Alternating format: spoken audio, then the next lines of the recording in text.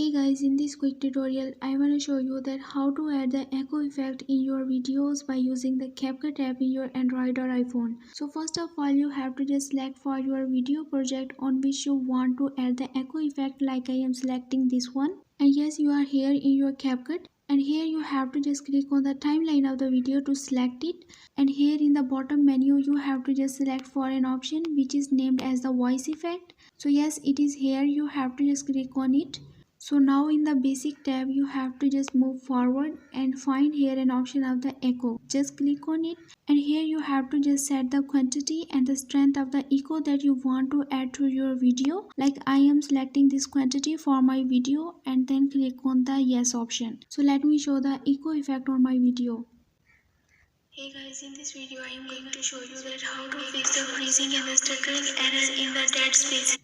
So you can see that the echo effect has been added to my video. So yes, by using this simple method, you can add the echo effect to your videos. I hope this video will be helpful for you. For more information, you can visit my website whose link I have shared in this video's description. Leave a like and a comment for this video and also subscribe my channel. Let me guide. Thanks for watching.